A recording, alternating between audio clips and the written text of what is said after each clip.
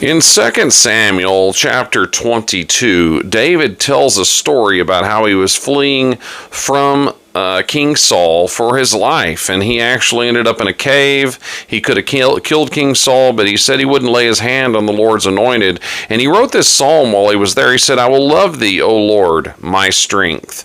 The Lord is my rock and my fortress and my deliverer, my God. My strength, in whom I will trust, my buckler and the horn of my salvation, and my high tower. I will call upon the Lord, who is worthy to be praised. So shall I be saved from mine enemies." Did you hear that thunder? That was awesome. "The sorrows of death have compassed me, and the floods of the ungodly men have made me afraid. The sorrows of hell compassed me about. The snares of death prevented me. In my distress I called upon the Lord, and cried unto my God. He heard my voice out of his temple." God hears us even though he is very far distant. He's very close. "And my cry came before him, even into his ears. Then the earth shook and trembled. The fountains also of the hills were moved and were shaken, because he was wroth. There went up a smoke out of his nostrils, and a fire out of his mouth devoured. Coals were kindled by it, and he bowed the heavens also, and came down, and darkness was under his feet. And he rode upon a cherub, and did fly, yea, he did fly upon the wings of the wind. He made darkness his secret place, his pavilion round about him were dark waters, and thick clouds of skies. At the brightness that was before him, his thick clouds passed, hailstones and coals of fire." Obviously, David is speaking poetically here, but if we had our eyes open, we would see the Lord doing all kinds of things that we know not of. It says, "The Lord also thundered," just like we heard it a minute ago in real life. So the Lord thundered, just like I hear outside right now. And it continues, "in the heavens, and the highness he gave his voice, hailstones and coals of fire. Yea, he sent out his arrows and scattered them, and he shot out lightnings and discomforted them. Then the channels of the waters were seen, and the foundations of the world were discovered at thy rebuke. O Lord, at the blast of the breath of thy nostrils. He sent from above, he took me, and he drew me out of many waters. He delivered me from my strong enemy, and from them which hated me. For they were too strong for me." Do you ever feel that you have more enemies than you can handle, and they're too strong for you? Well, let me tell you, the Lord, who is just described in this chapter very poetically, is on your side if you commit your ways to him, and he will deliver. It says that they prevented me in the day of my calamity, but the Lord was my stay. He brought me forth also into a large place," meaning he had lots of room to move. He felt freedom. "He delivered me because he delighted in me." Don't you want the Lord to delight in you? "The Lord rewarded me according to my righteousness. According to the cleanness of my hands hath he recompensed me." And I'm going to tell you, there's only one righteousness you can get, and that is from God himself. He gives it to us as a gift. So that's what David is talking about here. "For I have kept the ways of the Lord, and have not wickedly departed from my God. For all his judgments were before me, and I did not put away his statutes from me. I was also upright before him, and I kept myself from mine iniquity.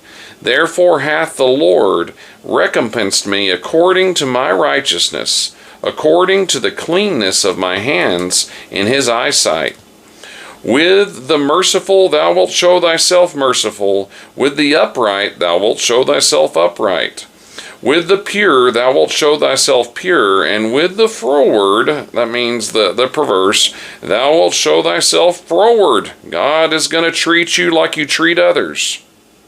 "For thou wilt save the afflicted people, but wilt bring down high looks. For thou wilt light my candle. The Lord my God will enlighten my darkness. For by thee I have run through a troop, for by my God have I leaped over a wall. As for God, his way is perfect. The word of the Lord is tried. He is a buckler to those that trust in him. That's like a shield. For who is God save the Lord? Or who is the rock save our God? It is God that girdeth me with strength, and maketh my way perfect. He maketh my feet like hinds' feet, like deer's feet. We can leap and have power and can move around quickly. And setteth my feet upon high places. He teacheth my hands to war, so that a bow of steel is broken by mine arrows.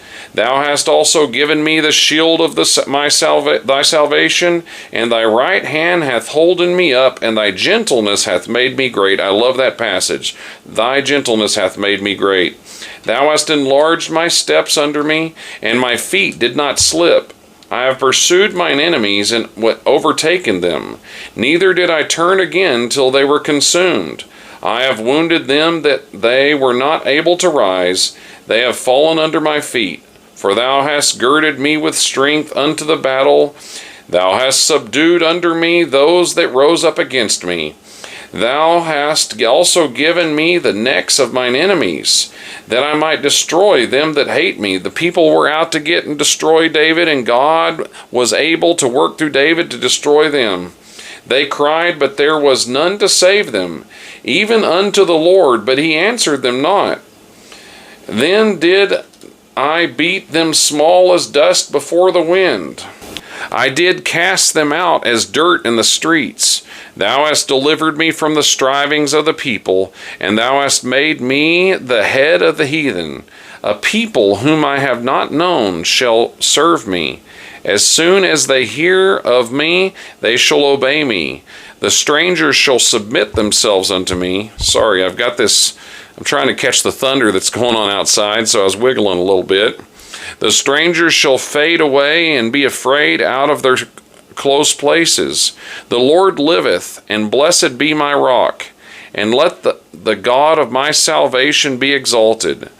If the Lord that avengeth me and subdueth the people under me, it is the God that avengeth me and subdueth the people under me. He delivereth me from mine enemies. Yea, thou liftest me up above those that rise up against me. Thou hast delivered me from the violent man. Therefore will I give thanks unto thee, O God, among the heathen, and shall sing praises unto thy name. Great deliverance giveth he to the king, his king, and showeth mercy to his anointed, to David and to his seed forevermore. There were blessings upon the house of David, because David trusted in the Lord, though he was outnumbered by his enemies, which were heathen. King Saul had turned to devil worship in his latter days. Great tragedy, how he started off so strong and turned so evil.